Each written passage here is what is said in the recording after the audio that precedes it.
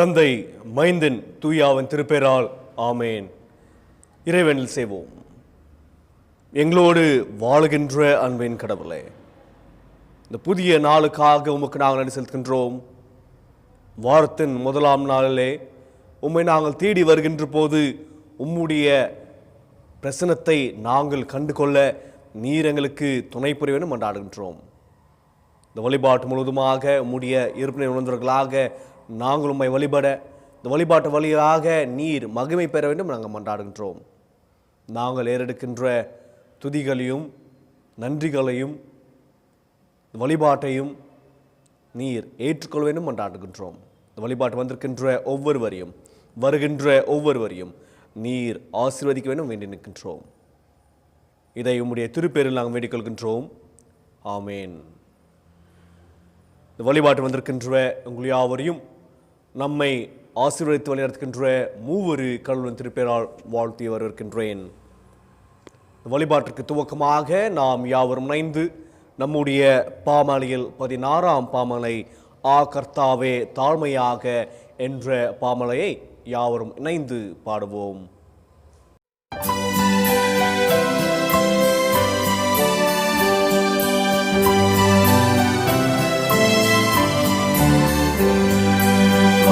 கர்த்தாவே தாழ்மையாக திருப்பாத தாழ்ந்தையே தெண்ட நீட ஆவலாக வந்தே நல்ல இயேசுவே, உம்மை தேடி தரிசிக்கவே வந்தே.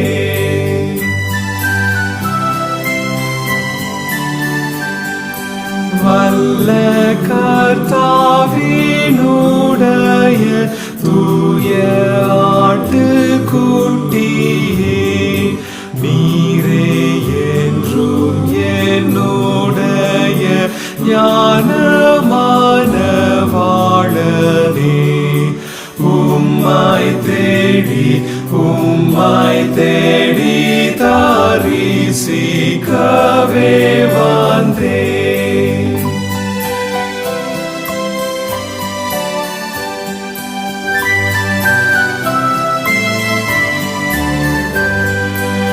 என் பிரார்த்தனையை கேளும் அத்தியந்த பணிவாய் கெஞ்சும் என்னை ஏற்றுக்கொள்ளும் உம்முடைய பிள்ளையாய், உம்மை தேடி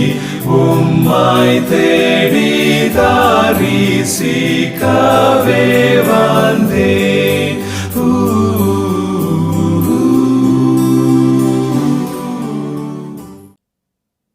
இரண்டாம் ஆராதனை முறையை பின்பற்றுவோம். பக்கம் எண் 76. நாம் கடவுளை தொழுவோம். கடவுள் ஆவியா இருக்கிறார். அவரை தொழுதுகிறவர்கள் ஆவியோடும் உண்மையோடும் அவரை தொழுது கொள்ள வேண்டும். நம்முடைய பிதாவாகிய கடவுளாலும் கர்த்தராகிய இயேசு கிறிஸ்துவினாலும் உங்களுக்கு கிருபையும் சமாதானம் உண்டாவதாக. இது கர்த்தர் உண்டு பண்ணின நாள், இதில் களி கூர்ந்து மகிழ கடவோம். ஆண்டவரே, எங்கள் உதடுகளை திறந்தருளும், எங்கள் வாய் உம்முடைய புகழை அறிவிக்கும். பிதாவுக்கும் குமாரனுக்கும் பரிசுத்த ஆவிக்கும் மகிமை உண்டாவதாக. ஆதியிலும் இப்பொழுதும் எப்பொழுதுமான சதா காலங்களிலும் மகிமை உண்டாவதாக. ஆமென். திரியேக கடவுளை போற்றுதல். சேனைகளின் கடவுளாகிய கர்த்தரே, நீர் பரிசுத்தர் பரிசுத்தர் பரிசுத்தர். வானமும் பூமியும் உமது மகிமையால் நிறைந்திருக்கின்ற உன்னதத்திலே ஓசன்னா. கர்த்தரின் நாமத்தினாலே வந்தவரும் வருகிறவருமானவர் ஸ்தோத்திரிக்கப்பட்டவர் உன்னதத்திலே ஓசன்னா. கடவுளே நீர் பரிசுத்தர், கடவுளே நீர் பரிசுத்தர், சர்வ வல்லவரே நீர் பரிசுத்தர், சர்வ வல்லவரே நீர் பரிசுத்தர், சாபம் உடையவரே நீர் பரிசுத்தர், சாவாமை உடையவரே நீர் பரிசுத்தர். ஆண்டவரே, எங்களுக்காக சிலுவையில் அருண்ட எங்கள் மீட்பரே, எங்கள் மேல் கிருபையாயிரும். ஆண்டவரே, எங்களுக்காக சிலுவையில் அருண்ட எங்கள் மீட்பரே, எங்கள் மேல் கிருபையாயிரும். பரிசுத்த ஆவியாகிய ஆண்டவரே, எங்கள் மேல் கிருபையாயிரும். பரிசுத்த ஆவியாகிய ஆண்டவரே, எங்கள் மேல் கிருபையாயிரும்.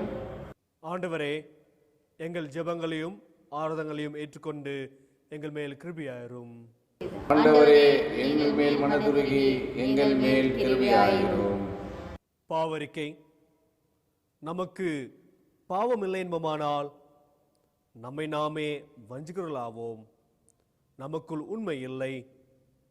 நமது பாவங்களை அறிக்கையிட்டால் பாவங்களை நமக்கு மன்னித்து எவ்வித அருமை நீக்கி நம்மை சுத்திகரிப்பதற்கு அவர் நம்பத்தக்கவரும் நீதியுள்ளவர். நான் எழுந்து என் தகப்பனதற்கு போய், தகப்பனே, பரத்விரதமாகவும் உமது பார்வையிலும் பாவம் செய்தேன். இனி உம்முடைய மகன் என்று சொல்லப்படுவதற்கு நாம் பாத்திரன் அல்ல. உம்முடைய கூலிக்காரனொருவனாக என்னை வைத்துக்கொள்ளும் என்பேன். கடவுள் ராஜ்யம் சமீபத்திருக்கிறது. மன திரும்பி சுவிசேஷத்தில் நம்பிக்கை வையுங்கள். நமது பலவனுக்காக பரிதபக்க முடியாத பிரதனாசிரமக்கு இராமல் எல்லாவித்தும் நம்மை போல் சோதிக்கப்பட்டு பாவம் இல்லாத பிரதனாஸ் நமக்கு இருக்கிறார். நாம் உலகால் படிட்டு மௌனமாக நம்மை நாமே சோதனை செய்வோமாக.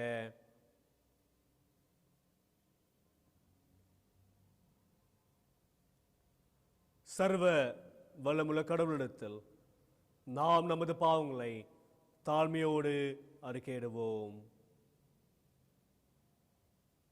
நாம் யாவரும் சேர்ந்து முதலாம் பாவரிக்கை ஜெபத்தை ஏறெடுப்போம். சர்வ வல்லமையுள்ள மிகுதியான பிதாவே, தப்பி போன ஆடுகளைப் போல நாங்கள் உம்முடைய வழிகளை விட்டு வழிகளை ஓடுவோம். எங்களது யோசனைகளுக்கோ விருப்பங்களுக்கோ மிகவும் இணங்கி நடந்தோ, உம்முடைய பரிசுத்த கற்பனைக்கு குற்றம் செய்தோ, செய்யத்தக்கவர்களை செய்யாமல் செய்யத்தகாதவர்களை செய்து வந்தோம். எங்களுக்கு சுகமே இல்லை. ஆனாலும் ஆண்டவரே, தேவரீரின் ஆண்டவராகிய இயேசு கிறிஸ்துவின் மூலமாய் மனிதருக்கு அருள் செய்த வாக்குத்தத்தத்தின்படியே நீர் பாக்கியமுள்ள குற்றவாளியாகிய எங்களுக்கு இரங்கும். தப்பிதங்களை அறிக்கிற எங்கள் மேல் பொறுமையாயிரும். பாவத்தில் மிகுந்த துக்கப்படுகிற எங்களை சீர்படுத்தும். மிகவும் நெருக்கமுள்ள பிதாவே, உம்முடைய பரிசுத்த நாமத்துக்கு மகிமை உண்டாகும்படி நாங்கள் இனி தேவ பக்தியும் நீதியும் தெளிந்த புத்தியுள்ளதாக நடந்து வர இயேசு கிறிஸ்து நிமித்தம் எங்களுக்கு கிருபை செய்தருளும். ஆமென். பாவ மன்னிப்பின் உறுதியை பெற்றுக்கொள்வோம். சர்வ வல்லமையும் மிகுந்த இரக்கமுள்ள ஆண்டவர் மன்னிப்பையும் பாவ நிவர்த்தியும் நமக்கு கட்டளையிட்டருளி வாழ்க்கையை சீர்படுவதற்கான காலத்தையும் தமது பரிசுத்தாவின் கிருபையும் தேற்றுதலும் தந்தருள்வாராக. ஆமேன். ஆண்டவரை துதியுங்கள். ஆண்டவர் நாமம் துதிக்கப்படுவதாக. இந்நாளுக்குரிய திருமறை பகுதிகளாக நீதிமொழிகள் 23ஆம் அதிகாரம் 15ஆம் வசனம் துவங்கி 26ஆம் திருவசனம் வரை. Proverbs chapter 23 verse beginning from 15 to 26. நிருப பாடமாக எபேசியர் 6ஆம் அதிகாரம் 10ஆம் வசனம் துவங்கி 18ஆம் திருவசனம் வரை. Ephesians chapter 6 verse beginning from 10 to 18. நற்செய்தி பாடமாக தூய மத்தேயு எழுதின நற்செய்தி நூல் 18ஆம் அதிகாரம் 1ஆம் வசனம் துவங்கி 6ஆம் திருவசனம் வரை. The Gospel according to St. Matthew chapter 18 verse beginning from 1 to 6. அருளுரைக்கு ஆயத்தமாக நாம் யாவரும் இணைந்து நம்முடைய புத்தெழுச்சி பாடலில் 377ஆம் பாடல் மகிழ்வோம் மகிழ்வோம் என்ற பாடலை நாம் யாவரும் இணைந்து பாடுவோம்.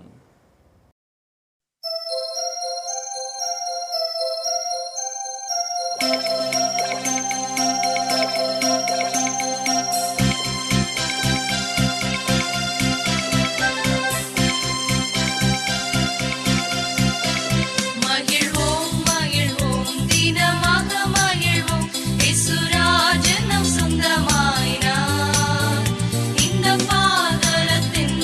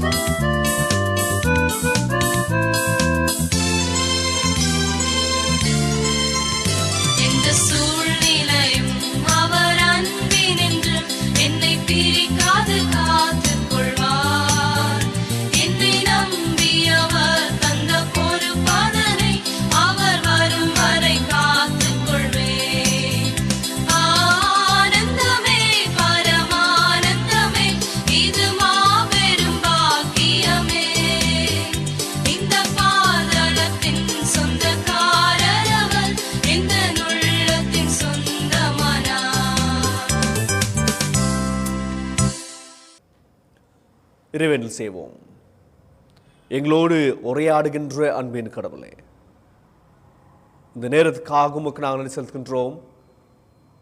இந்நாளிலும் எங்களுடைய திருச்சபையில் வேர்ல்டு சண்டே ஸ்கூல் சண்டையாக ஆசிரிக்கின்ற போது எங்களுடைய சிறு பிள்ளைகளுக்காக நாங்கள் நன்றி செலுத்துகின்றோம். உம்முடைய திருவார்த்தைகளை நாங்கள் தியானிக்கின்ற போது நீர் எங்களோடு பேச வேண்டும் நாங்கள் மன்றாடுகின்றோம். நீர் பேசுகின்ற போது நாங்கள் கேட்கின்றவர்கள் மட்டுமல்லாமல் அதன் வழியாக நாங்கள் செயல்படுகின்ற மனிதர்களாக ஜீவிக்க நீர் எங்களுக்கு துணை புரியும். இதை உம்முடைய திருப்பேரில் வேண்டிக் கொள்கின்றோம் அன்பின் கடவுளே. ஆமேன்.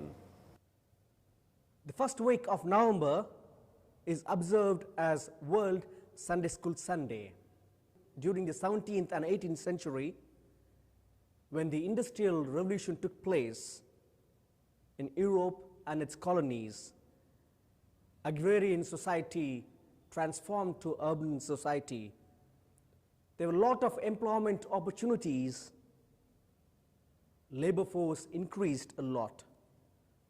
As a result of this, children started to work in industries. Children became illiterate. 17-18 நூற்றாண்டில் தொழிற்சாலைகள் அதிகமாக உருவாக்கின்ற போது யூரோப் பகுதிகளிலே குழந்தைகள் தொழிலுக்கு செல்வதற்கு அவர்கள் முயற்பட்டார்கள். இந்த ஒரு சூழலில் அவர்கள் படிப்பில்லாமல் அவர்கள் இருந்ததை ராபர்ட் ரேக்ஸ் என்பவர் கிளாஸ்டர் இடத்தை சார்ந்தவராக இருந்தவர் இந்த குழந்தைகளை பார்த்து அவர்களுக்கு கல்வி கொடுக்க வேண்டும் என்று அவர் ஆலோசிக்கிறார்.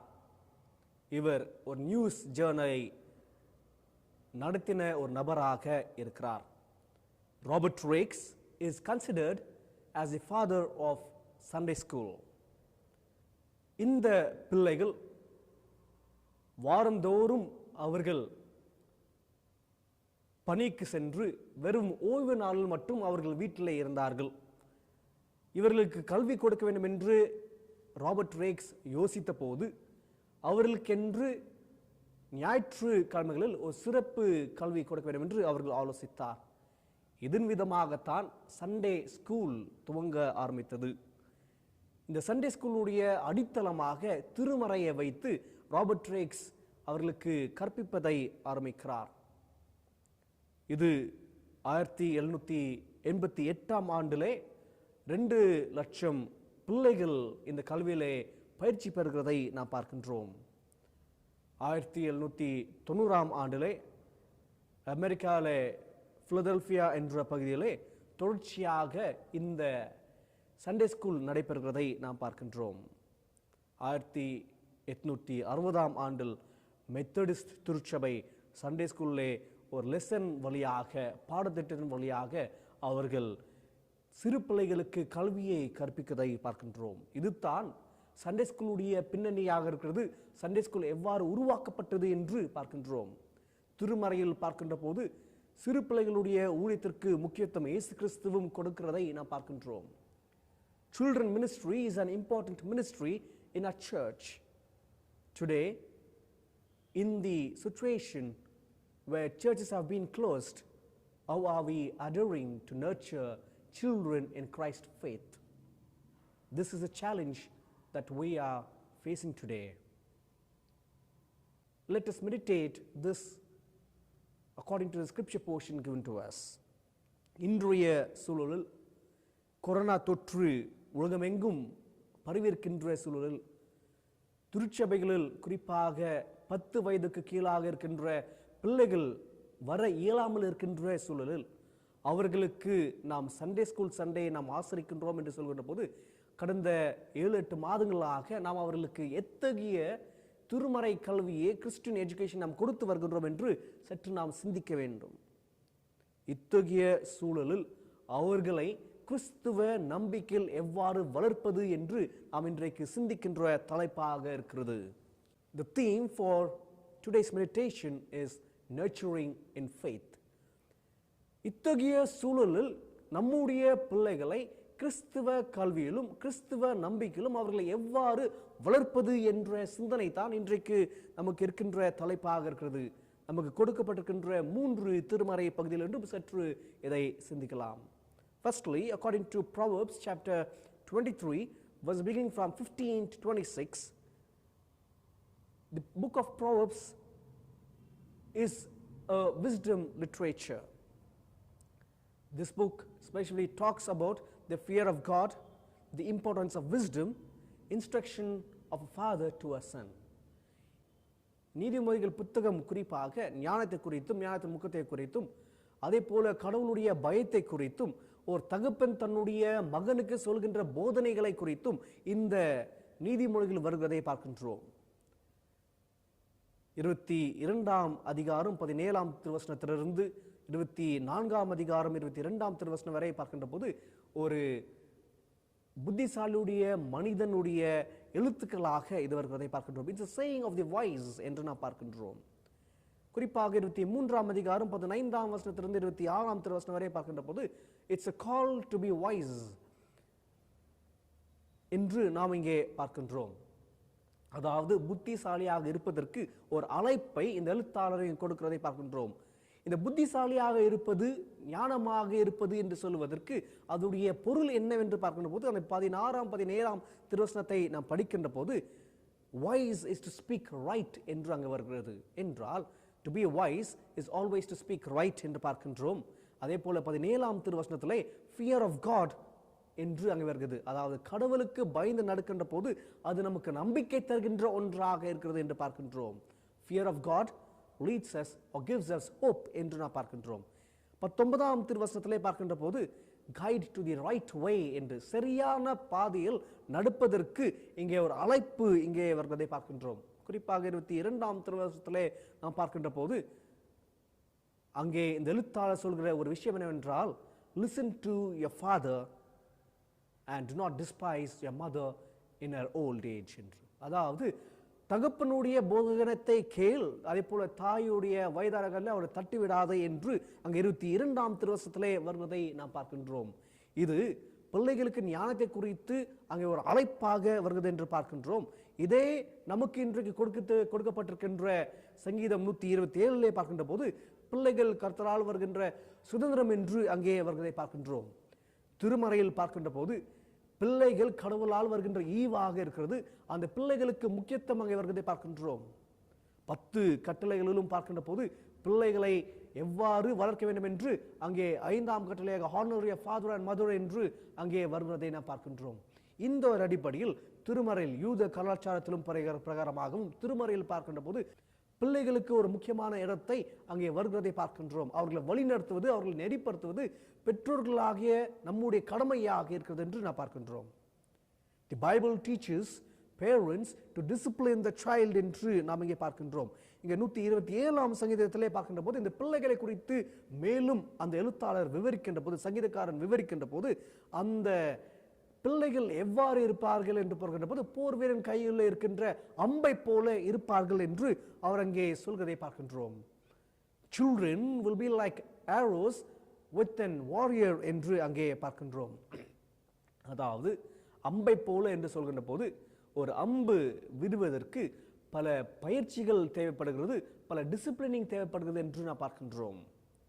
அதற்கு சரியான அக்யூரசியோட, அந்த சரியான பயிற்சியோட, சரியான டிசிப்ளினோட இருக்கின்ற போது தான் அந்த அம்பு அந்த குறியை சென்று அடையும் என்று நாம் இங்கே பார்க்கின்றோம். அது நிமித்தமாகத்தான் இங்கே 127ஆம் சங்கீதத்திலே பிள்ளைகளை குறித்து சொல்கின்ற போது பெற்றோர்கள் அவர்களை நெறிப்படுத்துவதற்கு அடையாளமாக இந்த அம்பை போல இருக்கும் என்று அவர் அங்கே சொல்வதை பார்க்கின்றோம். என்றால் சரியான காரியங்களை செய்கின்றவர்களாக அவர் இருக்க வேண்டும் என்று இங்கே சங்கீதத்திலே நாம் அங்கே பார்க்கின்றோம். Disciplining a child is important. Nurturing in faith is disciplining child in a Christian way என்று முதலாவதாக நாம் பார்க்கின்றோம். கிறிஸ்துவ வழியில் நம்முடைய பிள்ளைகளை வளர்ப்பது, ஒழுக்கத்தோடு அவர்களை வளர்ப்பது என்று சொல்கின்ற போது அது தான் கிறிஸ்துவத்தில், கிறிஸ்துவ நம்பிக்கையில் அவர்களை ஊந்துதல் சொல்லுவது, வளர்வது என்று முதலாவதாக நாம் இங்கே பார்க்கின்றோம். இந்த கிறிஸ்துவ வழி என்று சொல்கின்ற போது இந்த பகுதியிலே கர்த்தருக்கு சரியான காரியங்களை இங்கே செய்வது என்று பொருளாக இருக்கிறது. Nurturing in faith is disciplining our children in Christian way. இரண்டாவதாக நமக்கு கொடுக்கப்பட்டிருக்கின்ற நிருப பகுதியாக எபேசியர் 6ஆம் அதிகாரம் 10ஆம் திருவசனம் துவங்கி 18ஆம் திருவசனம் வரை நமக்கு கொடுக்கப்பட்டிருக்கிறது. பவுலடியார் எபேசிய திருச்சபைக்கு இந்த பகுதியை எழுதுகின்ற போது இந்த 6ஆம் அதிகாரத்திலே குறிப்பாக பெற்றோர்கள் மற்றும் குழந்தைகளுடைய பிள்ளைகளுடைய உறவு எவ்வாறு இருக்க வேண்டும் என்று முதல் 4 வசனங்களிலே அவர் விவரிக்கிறதை பார்க்கின்றோம். முதலாம் வசனத்திலே பிள்ளைகள் தன்னுடைய பெற்றோர்களுக்கு கீழ்ப்படைந்து வழிநடத்தப்பட வேண்டும் என்று அவர் அங்கே கூறுவதை பார்க்கின்றோம். அங்கே இரண்டாம் வசனத்திலே பார்க்கின்ற போது பெற்றோர்களை கனப்படுத்த வேண்டும் என்று வருவதை பார்க்கின்றோம். இது 10 கட்டளைகளை சார்ந்ததாக இவர் இங்கே எழுதுகிறார். வெறும் பிள்ளைகளுக்கு மட்டுமே இவர்கள் சொல்லாமல் தொடர்ச்சியாக 4ஆம் வசனத்திலே அவர் அங்கே மற்றொரு முக்கியமான காரியம் பெற்றோர்களுக்கு அவர் அங்கே சொல்கிறதை பார்க்கின்றோம். அதாவது பிள்ளைகளை அவர்கள் எரிச்சல் உண்டாக்கப்படி அவர்களை நடத்துங்கள் என்று அவர் அங்கே சொல்கிறதை நாம் பார்க்கின்றோம். அது தொடர்ச்சியாக நாம் பார்க்கின்ற போது 10ஆம் வசனம் துவங்கி 17ஆம் திருவசனம் வரை நாம் பார்க்கின்ற போது அங்கே தீமைக்கு எதிராக போர் செய்வதற்கு அங்கே சில வசனங்கள் அங்கே கொடுக்கப்படுவதை பார்க்கின்றோம். முதலாம் பகுதியிலே பழைய ஏற்பாட்டு நூலிலே பார்க்கின்ற போது டிசிப்ளினிங் என்று நாம் பார்க்கின்றோம். இரண்டாவது தொடர்ச்சியாக இங்கு பார்க்கின்ற போது எத்தகைய டிசிப்ளினை செய்ய வேண்டும் என்று இந்த பகுதி நமக்கு சொல்வதை பார்க்கின்றோம். ஒரு தந்தை இருந்தாராம். அந்த தந்தைக்கு தன்னுடைய மகனை சரியான வழியை நெறிப்படுத்த வேண்டும் என்று மிக அதிகமாக அவர்களுக்கு கவனம் செலுத்தி வழிநடத்ததை பார்க்கின்றோம். எப்பொழுதெல்லாம் நேரம் கிடைக்கிறதோ அப்பொழுதெல்லாம் அவர்களை நெறிப்படுத்துவதற்கு ஏதாவது ஒரு காரியம் சொல்லிக்கொண்டே வருவாராம். ஒரு நாள் தன்னுடைய மகன் அந்த தந்தையை பார்த்து, அப்பா, உன்னுடைய தலையில ஒரு வெள்ளை முடி வந்திருக்கிறது என்று அவன் சிறுவன் சொன்னானாம். உடனே அந்த தந்தை, இது சரியான நேரமாக இருக்குது, என்னுடைய மகனை நெறிப்பதற்கு சரியான நேரம் சரியான காரியமாக இருக்குது என்று சொல்லி பொய் சொல்வதற்கு இது ஒரு அடையாளமாக உதாரணமாக சொல்ல வேண்டும் என்று என்ன சொல்கிறார் என்றால், மகனே, நீ எப்பொழுதெல்லாம் பொய் சொல்கிறாயோ அப்பொழுதெல்லாம் என் தலை இருக்கின்ற ஒரு முடியானது வெள்ளையாக மாறுகிறது என்று அவர் சொல்லிவிட்டாராம். சொல்லிவிட்ட உடனே அந்த சிறுவன் ஜோராக சிரிக்க ஆரம்பிக்கிறான். தந்தைக்கு ஒரு மாதிரியாக எதற்காக சிரிக்கிறார் என்று கேட்ட உடனே அப்பொழுது அந்த சிறுவன் சொல்றானா, அப்பா, எனக்கு இப்பதான் தெரியுது ஏன் தாத்தா தலையில எல்லா முடியும் வெள்ளையா இருக்கிறது என்றால் நம்முடைய பிள்ளைகளை நாம் நெறிப்படுத்துகின்றோம் என்றால், சரியான முறையில் நெறிப்படுத்தும் என்றால், எந்த இடத்திலே அவர்கள் நெறிப்படுத்த வேண்டுமோ அவர்கள் எரிச்சல் உண்டாகிறபடி அவர்களை நெறிப்படுத்த வேண்டும் என்று இந்த 4ஆம் திருவசனம் நமக்கு வருகிறதை பார்க்கின்றோம். இந்த 10ஆம் திருவசனத்திலிருந்து 17ஆம் திருவசனை பார்க்கின்ற போது அங்கே ஆமரை குறித்து அங்கே வருகிறதை பார்க்கின்றோம். ஆமர் ஆஃப் காட் என்று அங்கே வருகிறது. அதாவது கடவுளுடைய போர் வீரர்கள் எவ்வாறு தன்னை பாதுகாப்பதற்காக அந்த உடையை போடுகிறார்களோ அதே போல உலகத்தில் வாழ்கின்ற நாமும் இத்தகைய ஆடை போட வேண்டும் என்று சொல்கிறதை பார்க்கின்றோம். இந்த ஆமர் என்று சொல்கின்ற போது, எத்தகைய ஆமர் என்று பார்க்கின்ற போது அது உண்மையாக இருக்கிறது, நீதியாக இருக்கிறது, அது சமாதானமாக இருக்கிறது, மீட்பாக இருக்கிறது, அது ஆவியை குறித்து, கடவுளுடைய ஆவியை குறித்து அங்கே வருகிறதை பார்க்கின்றோம். 14ஆம் 15ஆம் திருவசனத்திலே நாம் இதை பார்க்கின்ற போது அது கடவுளுடைய ஆமரை குறித்து அங்கே வருகிறதை பார்க்கின்றோம். So stand fast with your reins girded in truth, clothed with righteousness as a breastplate, and your feet shod in readiness for the gospel of peace. In all circumstances hold faith as a shield என்று வருகிறதை பார்க்கின்றோம். என்றால் ஒரு போர் வீரன் எத்தகைய ஆயுதத்தோடு இருக்கிறார்களோ அத்தகைய ஆயுதத்தோடு நீங்கள் உண்மையாகவும், நீங்கள் சமாதானத்தோடும், நீங்கள் ஆவியை பெற்ற மனிதராகவும் பிள்ளைகளாகவும் நீங்கள் இருக்க வேண்டும் என்று இங்கே சொல்கிறதை பார்க்கின்றோம். உண்மையாக கிறிஸ்துவ வாழ்க்கையில் எவ்வாறு வாழ வேண்டும் என்று பவுலடியார் இங்கே எழுதுகிறதை பார்க்கின்றோம். இதே பழைய ஏற்பாட்டு நூலில் பார்க்கின்ற போது இந்த பகுதி ஏசாயா 11ஆம் அதிகாரம் 5ஆம் திருவசனத்தில் பார்க்கின்ற போது அங்கே நீதியை குறித்து அங்கே வருகிறது. நீதி எவ்வாறு இருக்கிறது என்றால், இடுப்புக்கு வருகின்ற கற்றையை போல கட்டிக்கொள்ள வேண்டும் என்று அங்கே ஏசாயா 11ஆம் அதிகாரம் 5ஆம் திருவசனத்திலும், அதே போல ஏசாயா 59ஆம் அதிகாரம் 16ஆம் 17ஆம் திருவசனத்திலும் அது வருகிறதை பார்க்கின்றோம்.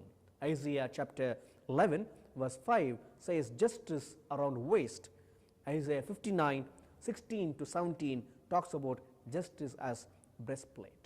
என்றால் இந்த பகுதியில் பார்க்கின்ற போது நம்முடைய பிள்ளைகளை அவர்கள் நம்பிக்கையில் வளர்ப்பது என்று அதனுடைய அடையாளம் என்னவென்று பார்க்கின்ற போது, அல்லது அதனுடைய பொருள் என்னவென்று பார்க்கின்ற போது, சமுதாயத்தில் வருகின்ற தீங்குகளுக்கு எதிராக இவர்களை ஆயத்தப்படுத்த வேண்டும் என்று நாம் பார்க்கின்றோம்.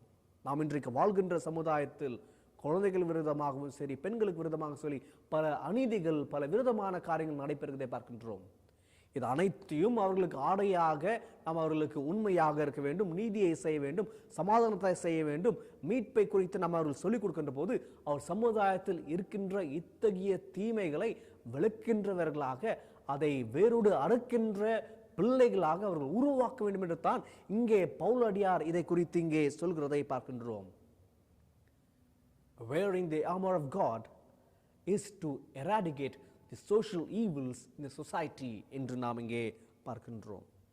என்றால் ஒரு பிள்ளையை நாம் வெறும் நம்பிக்கை, கிறிஸ்துவ நம்பிக்கையில் வளர்ப்பது மட்டுமல்ல, மாறாக சமுதாயத்தில் நடைபெறுகின்ற அநியாயங்களையும், சமுதாயத்தில் நடைபெறுகின்ற வன்முறைகளையும், சமுதாயத்தில் இருக்கின்ற சூழல்களையும் அவர்களுக்கு கற்பித்து அதிலே அவர்கள் எவ்வாறு நீதியோடும் எவ்வாறு சமாதானம் செய்கின்ற பிள்ளைகளாகவும் எவ்வாறு உண்மையாக வாழ வேண்டும் என்று அவர்களை வழிநடத்துவதே நம்முடைய வேலையாக இருக்கிறது என்று நாம் பார்க்கின்றோம். Nurturing in faith is to make our children grow in social awareness. Not only grow in social awareness, but also enable them to fight against the social evils in the society, to stand for justice, stand for righteousness.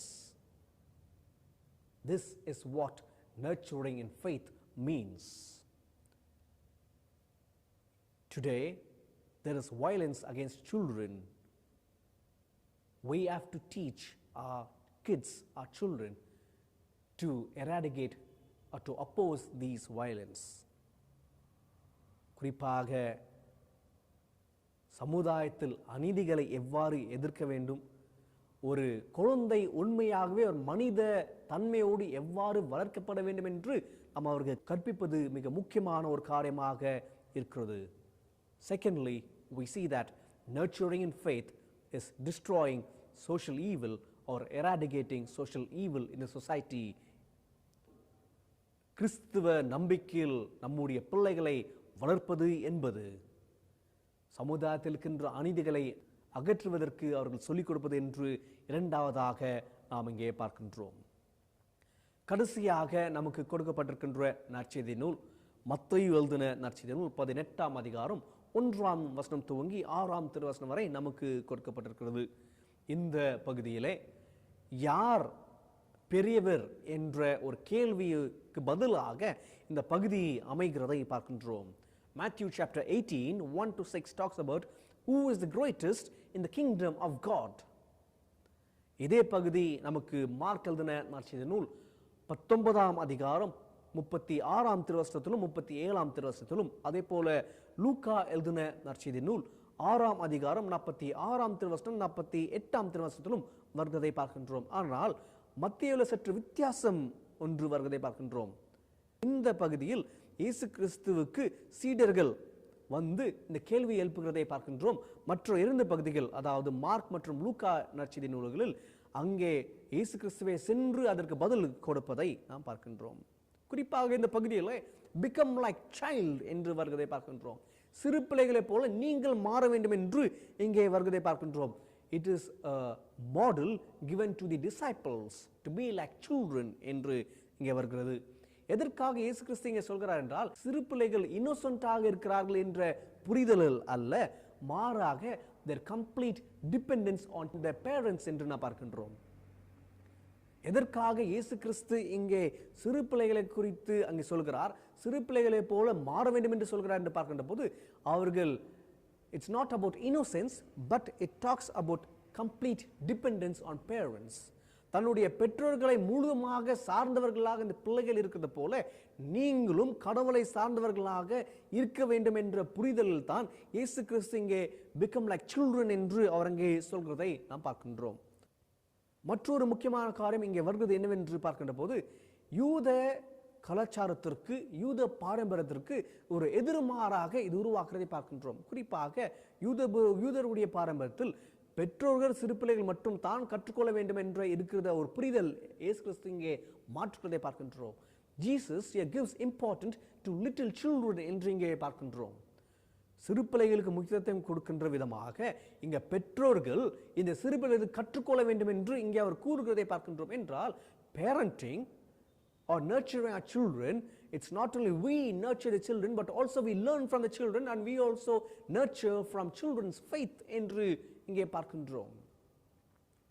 ஒரு முறை ஒரு பகுதியிலே மழை வர வேண்டும் என்று அங்கு ஊர் ஜனங்கள் அனைவரும் கூடி ஆலோசிக்கிறார்கள். நாம் அனைவரும் இந்த நாளிலே நாம் கூடி நாம் மழைக்காக நாம் வேண்டுதல் செய்வோம் என்று.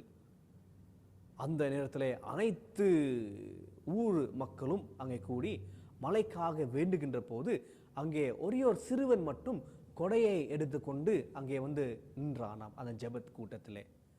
என்றால் அங்கிருந்த அனைத்து பெரியவர்களும் பார்த்து அந்த சிறுவனுடைய நம்பிக்கையிலிருந்து அவர் கற்றுக்கொள்வதை பார்க்கின்றோம். மழை வர வேண்டும் என்று ஜெபிப்பதல்ல, மழை வரும் என்று அந்த சிறுவன் அந்த கொடையை பிடித்துக் கொள்வது அந்த நம்பிக்கையை பார்க்கின்றோம். அதைத்தான் இயேசு கிறிஸ்துவும் அதே போல தான் இயேசு கிறிஸ்துவும் சொல்கிறார், சிறு பிள்ளைகளிடம் நாமும் கற்றுக்கொள்ள வேண்டும் என்று நாம் பார்க்கின்றோம். என்றால் it is nurturing in faith means dedicated parenting என்று மூன்றாவதாக நாம் இங்கே பார்க்கின்றோம். இன்றைய காலகட்டத்தில் நாம் பிள்ளைகளுக்கு எத்தகைய நேரத்தை நாம் செலவழிக்கின்றோம் என்று சற்று நாம் சிந்திக்க வேண்டும். குறிப்பாக பெற்றோர்களாகிய நாம் பல நேரங்கள் நம்முடைய பிள்ளைகளுக்கு என்ன தேவை, என்ன அதிகமாக அவர்களுக்கு தேவை என்று ஆலோசித்து நாம் அவர்களுக்கு தேவையான அனைத்து பொருட்களையும் நாம் அவர்களுக்கு கொடுக்கின்றோம். குறிப்பாக இன்றைக்கு பிள்ளைகளுடைய பற்றாக்குறை, அவருடைய ஏங்குதல் பெற்றோர்களுடைய அன்பை குறித்து அன்புக்காக இருக்கிறதை நாம் பார்க்கின்றோம். வேலை நிமித்தமாக நாம் பல நேரங்களில் நாம் நேரத்தை செலவிடுகிறதை பார்க்கின்றோம், மற்ற காரியங்களுக்கு நேரத்தை செலவிடுவதை பார்க்கின்றோம். ஆனால் நம்முடைய பிள்ளைகளுடைய வாழ்க்கை எவ்வாறு இருக்கிறது, எத்தகைய நம்பிக்கையில் அவர்கள் இருக்கிறார்கள், எத்தகைய வழியில் நடக்கிறார் என்று பார்ப்பது நம்முடைய கடமையாக இருக்கிறது. Nurturing in faith means it is dedicated parenting என்று மூன்றாவதாக நாம் பார்க்கின்றோம். ஒவ்வொரு பிள்ளைகளுக்கும் பல பல திறமைகள் வருகிறதை பார்க்கின்றோம். பலவிதமான திறமைகளோடு தாழ்ந்து கூட அவர் இருக்கிறார் என்றால் அது அனைத்தையும் பார்த்து அவர்களை உற்சாகப்படுத்துவது நம்முடைய கடமையாக இருக்கிறது. வெறும் படிக்கிறதற்கு மட்டும் நாம் நேரத்தை செலுத்துவது அல்லது அவர்கள் முக்கியத்துவம் கொடுப்பது அல்ல, மாறாக கிறிஸ்துவ வாழ்க்கையில் கிறிஸ்துவ நம்பிக்கையில் அவர்களை ஊந்துதல் செய்வது, அவர்கள் கடவுள் கொடுத்திருக்கின்ற தாழ்ந்துகளை பாராட்டுவதும் இந்த பேரண்டிங்ல முக்கியமான ஒரு காரியமாக வருகிறது. Thirdly, nurturing in faith is dedicated parenting. இன்றைய செய்தியை எளிதாக நினைவில் வைக்க 3D என்று நினைவில் வைக்கலாம். Firstly, we see nurturing in faith is disciplining or discipling our children. Secondly, we see that nurturing in faith is destroying or eradicating social evils in the society. And thirdly, nurturing in faith is dedicated parenting, which involves divine guidance. நம்முடைய பிள்ளைகளை நெறிப்படுத்த, கடவுளுடைய துணையோடு அவர்களை வளர்ப்பதற்கு, கடவுளுடைய ஞானத்தோடு நாம் அவர்களை வழிநடத்த கடவுள் நமக்கு துணை புரிவராக. திருச்சபைகள் மூடியிருக்கின்ற சூழல்களில் நம்முடைய பிள்ளைகள் வீட்டிலே அதிகமாக நேரத்தை செலவு செய்கின்ற நேரத்தில் நாம் அவர்களை எவ்வாறு நெறிப்படுத்த வேண்டும், எவ்வாறு அவர்களை நம்பிக்கையில் அவர்களை உறுதிப்படுத்த வேண்டும் என்று நாம் சிந்தித்து நாம் செயல்படுவோம். கடவுள் நமக்கு துணை புரிவராக. ஆமேன். இறைவேண்டல் செய்வோம். Let's look to God in prayer. அன்பு நிறைந்த கடவுளே, இந்த நாளுக்காக உமக்கு நாங்கள் நன்றி செலுத்துகின்றோம். இன்றைக்கும் திருச்சபைகள் நாங்கள் வேர்ல்டு சண்டே ஸ்கூல் சண்டையாக ஆசரிக்கின்ற போது பிள்ளைகள் திருச்சபைகள் வர இயலாமல் இருக்கின்ற சூழலை நினைத்து நாங்கள் வருகின்றோம்.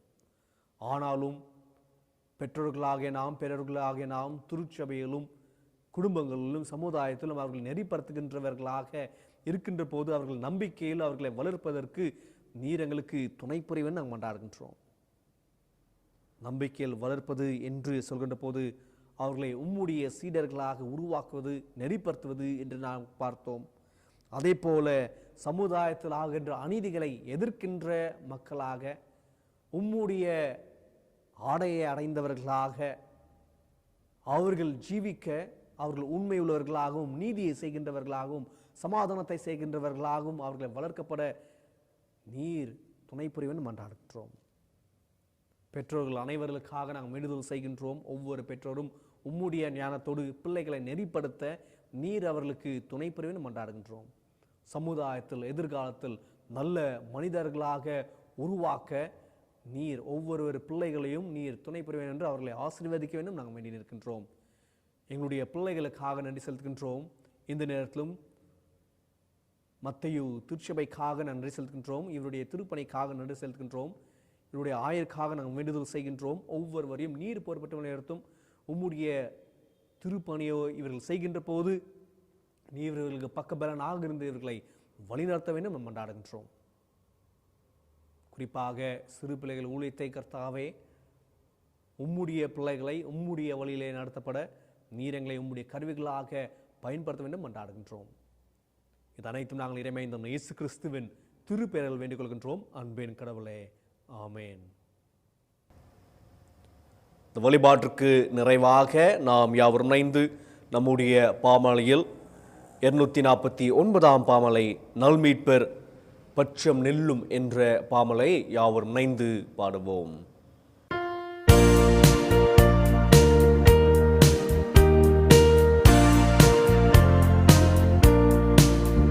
நல்மீட்பர் பட்சம் நெல்லும் பிரச்சன்ய வீரரே, ராஜாவின் கொடியேற்றி போராட்டம் செய்யுமே.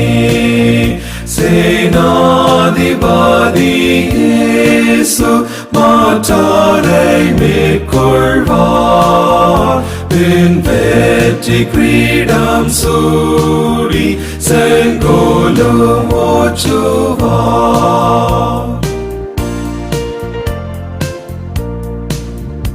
நல்மீட்பர் பட்சம் நெல்லும் எக்காளமுதுங்கால்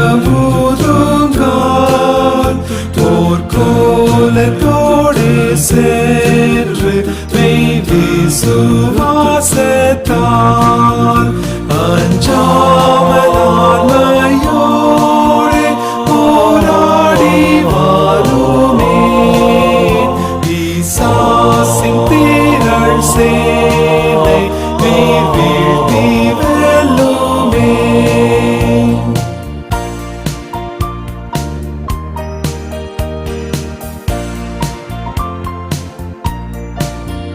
நல்மீட்பர் பட்சம் நெல்லும் எவ்வீர சூரமும் நம்பாமல் திவ்ய சக்தி பெற்றே பிரயோகியும் சர்வாயுதத்தையும்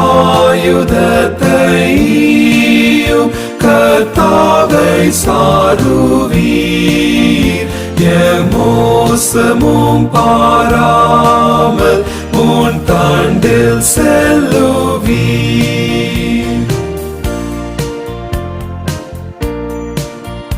நல்மீட்பர் பட்சம் நெல்லும் போராட்டம் ஓயுமே. வெம்போரின் கோஷ்டம் வெற்றி பாட்டாக மாறுமே. மேற்கொள்ளும் வீரர் ஜீவ போர் கிரீடம் சூடுவார். விண்லோகநாதரோடு வீட்டார சாடுவார். இறைவேண்டல் செய்வோம் என்று சொல்லி உம்முடைய கிருபை நிமித்தமாக எங்களை வழிநடத்துகின்ற அன்பின் கடவுளே, உம்முடைய அன்பு நிமித்தமாக உம்முடைய பிள்ளைகளாக நீர் எங்களை ஏற்றுக்கொள்கின்ற கடவுளாக இருக்கின்றீர். அதற்காக உமக்கு நாங்கள் நன்றி செலுத்துகின்றோம். நீர் எங்களை அழைத்த கடவுளாக இருக்கின்றீர். அதற்காக உமக்கு நாங்கள் நன்றி செலுத்துகின்றோம். இந்த நேரத்திலும் கர்த்தாவே, உலகம் எங்கும் இருக்கின்ற அனைத்து திருச்சபைகளும் வேர்ல்டு சண்டே ஸ்கூல் சண்டையாக இந்த ஞாயிற்று ஆசிரிக்கின்ற போது எங்களுடைய பிள்ளைகளுக்காக நாங்கள் நன்றி செலுத்துகின்றோம். நீர் பிள்ளைகளை ஈவாக எங்கள் கொடுக்கின்றவராக இருக்கின்றீர், சுதந்திரமாக நீர் எங்கள் தருகின்றவராக இருக்கின்றீர். அதற்காக உமக்கு நாங்கள் நன்றி செலுத்துகின்றோம். பிள்ளைகளை உம்முடைய நம்பிக்கையில் வளர்ப்பது எங்களுடைய கடமையாக இருக்கிறது. அவ்வாறே எத்தகைய வழியில் அவர் நடக்க வேண்டும் என்று நீர் எங்களுக்கு திருமறை வழியாக நீர் எங்களுக்கு அறிவித்திருக்கின்றீர், போதித்திருக்கின்றீர். அதற்காக நன்றி செலுத்துகின்றோம். அர்ப்பணிப்புள்ளவர்களாக பிள்ளைகளை வழிநடத்தவும், சமுதாயத்தை மாற்றுகின்றவர்களாக அவர்களை வழிநடத்தப்படவும் வளர்க்கப்படவும், உம்மை சார்ந்தவர்களாக கிறிஸ்துவை அடைந்தவர்களாக வெளிக்காட்டுகின்ற பிள்ளைகளாக நல்ல மனிதர்களாக உருவாக்க நீர் எங்களுக்கு துணை புரிய வேண்டும் வேண்டி நிற்கின்றோம். அதே போல் எங்களுடைய திருச்சபையில் சண்டே ஸ்கூல் பிள்ளைகளுக்காக நன்றி செலுத்துகின்றோம், அவர்களுக்காக கொண்டாடுகின்றோம். அந்த ஊழியத்தை செய்கின்ற ஒவ்வொரு டீச்சர்ஸ்க்காக நாங்கள் வேண்டுதல் செய்கின்றோம். ஒவ்வொருவரையும் நீர் ஆசீர்வதித்து நடத்தும் கர்த்தாவே. இந்த நேரத்திலும் கர்த்தாவே, நாங்கள் பெற்றோர்கள் இல்லாமல் இருக்கின்ற அனதியாக இருக்கின்ற பிள்ளைகளுக்காக நோக்கி நாங்கள் பார்க்கின்றோம். அவர்களுக்கு நீர் பரம கடவுளாக இருக்கின்றீர், தாயும் தந்தையுமாக இருந்து அவர்களை வழிநடத்த வேண்டும் என்று ஆடுகின்றோம். நாங்களும் அவர்களுக்கு உதவுகின்ற கரங்களாக இருக்க நிற்கிற பாராட்டும். வீதியிலே இருக்கின்ற பிள்ளைகளுக்காக நோக்கி நாங்கள் பார்க்கின்றோம். அவர்களுக்கும் நீர் துணை புரிய வேண்டும் என்று நாங்கள் வேண்டுதல் செய்கின்றோம். குறிப்பாக கர்த்தாவே, இன்றைய நாளிலே ஆல் செயின்ஸ் டேயாக, நாளைய தினத்திலும் ஆல் சோல்ஸ் டேயாக கல்லறைத்தினராக ஆசரிக்க இயலாமல் இருக்கின்ற சூழ்நிலையில் கர்த்தாவே, உயிரிழந்த மக்களுக்காக அவருடைய ஆத்மாவாக நாம் நோக்கி நாங்கள் பார்க்கின்றோம். அந்த குடும்பத்திற்காக நோக்கி நாங்கள் பார்க்கின்ற போது அவருடைய குடும்பத்திற்கு நீர் மெய் சமாதானத்தையும் ஆறுதலையும் நீர் தர வேண்டும் கொண்டாடுகின்றோம். கொரோனா தொற்று பரவியிருக்கின்ற சூழ்நிலை, இதில் உயிரிழந்த மக்களுக்காக உம்மை நோக்கி நாங்கள் பார்க்கின்றோம். அவருடைய குடும்பத்திற்காக நாம் வேண்டுதல் செய்கின்ற போது தொடர்ந்து உம்முடைய பாதுகாப்பான கரம் அவர்களோடு இருக்க வேண்டும் கொண்டாடுகின்றோம். கொரோனா தொற்றின் முதல் நபராக அது எதிர்க்கின்ற டாக்டர்ஸ்களுக்காக, நர்சஸ்களுக்காக, ஹெல்த் ஒர்க்கர்ஸ் அவர்களுக்காக, லேப் டெக்னீஷியன் அவர்களுக்காக, ஹாஸ்பிட்டலில் வேலை பணிபுரிகின்ற ஒவ்வொருவருக்காக நாம் கொண்டாடுகின்றோம். ஒவ்வொருவருக்கும் உம்முடைய பாதுகாப்பு நீர் கொடுக்க வேண்டும் என வேண்டியிருக்கின்றோம். கஷ்டத்திலும் துன்பத்திலும் கண்ணீரோடும் கவலையோடும் இருக்கின்ற மக்களுக்கு உம்முடைய ஆறுதலையும் சமாதானத்தையும் தர வேண்டும் கொண்டாடுகின்றோம். திருச்சபையுடைய வாலிபர்களுக்காக, அனைத்து வாலிபர்களுக்காக நாம் கொண்டாடுகின்ற போது வேலையின் வாய்ப்புக்காக எதிர்நோக்கியிருக்கின்ற வாலிபர்களுக்காக நோக்கி நாங்கள் பார்க்கின்றோம். நல்லது ஒரு வேலையின் வாய்ப்பை நீர் கொடுத்தரலும். அதே போல திருமண வாழ்க்கைக்காக எதிர்நோக்கியிருக்கின்ற வாலிபர்களுக்காக முன்னோக்கி நாங்கள் பார்க்கின்றோம். ஏற்றுக்காலத்தில் நன்மைகளை செய்கின்றவராக இருக்கின்றீர். திருமணமாகி குழந்தை இல்லையே என்று காலோடு இருக்கின்றவர்களுக்காக, குழந்தையை எழுந்த குடும்பத்திற்காக, பெற்றோர்களுக்காக நோக்கி நாங்கள் பார்க்கின்றோம். இரட்டிப்பான ஆசீர்வாத நன்மைகளை நீர் அவர்களுக்கு தர வேண்டும் நாங்கள் வேண்டியிருக்கின்றோம். திருச்சபையுடைய குடும்பங்களுக்காக வேண்டியிருக்கின்ற போது ஒவ்வொரு குடும்பத்தின் தேவைகளை நீர் சந்திக்க வேண்டும் என்றாடுகின்றோம். ஒவ்வொரு குடும்பத்தையும் நீர் ஆசீர்வதிக்க வேண்டும் என கொண்டாடுகின்றோம். உம்முடைய பலத்த கருத்துக்குள்ளாக நாங்கள் எங்களை ஒப்புக்கின்றோம். எங்களுடைய வாழ்க்கையில் செய்த நன்மைகள் அனைத்து உமக்கு நாங்கள் கொடுக்க போகின்ற காணிக்கைக்காக நன்றி செலுத்துகின்றோம். காணிக்கை நீர் ஆசீர்வதித்து நகையதை ஏற்றுக்கொள்ளும். கொடுக்க போகின்ற ஒவ்வொரு கரத்தையும் நீர் ஆசீர்வதிக்க கொண்டாடுகின்றோம். இந்த நேரத்தில் எங்களுடைய திருச்சபையார் உம்மிடத்தில் மன்றாடுகின்ற போது இவருடைய மன்றாட்டுகளுக்கு நீர் செவி கொடுக்க வேண்டியிருக்கின்றோம். இந்த வழிபாட்டு முடிந்து எங்களுடைய இல்லங்களில் செல்லும்போது நீர் எங்களோட வாரும். உம்முடைய சமாதானத்தையும் உம்முடைய ஆசீர்வாதத்தையும் நாங்கள் பெற்று சொல்கின்ற மக்களாக, நாங்கள் அதை பிறருக்கு பகிர்கின்ற மக்களாக இருக்க நீர் எங்களுக்கு துணை புரியும். எங்களுடைய டைசஸ்க்காக, டைசஸுடைய பிஷப் அவர்களுக்காக, அனைத்து ஆஃபீஸ் பேரர்ஸ்க்காக, ஆயர்களுக்காக வேண்டுதல் செய்கின்றோம். உம்முடைய திருப்பணியை செய்கின்ற ஒவ்வொரு ஊழியர்களுக்காக மன்றாடுகின்றோம்.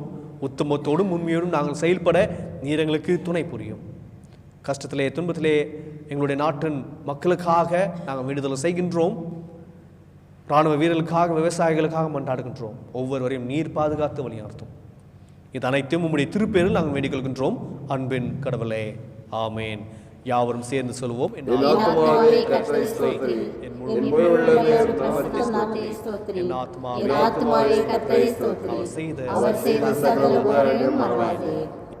இறையாசை பெற்றுக்கொள்வோம்.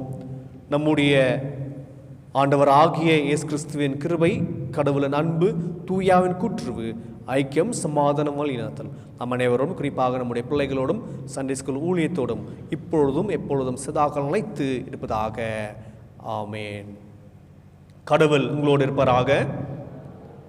இறையமதோடு சென்று வர கடவோம்.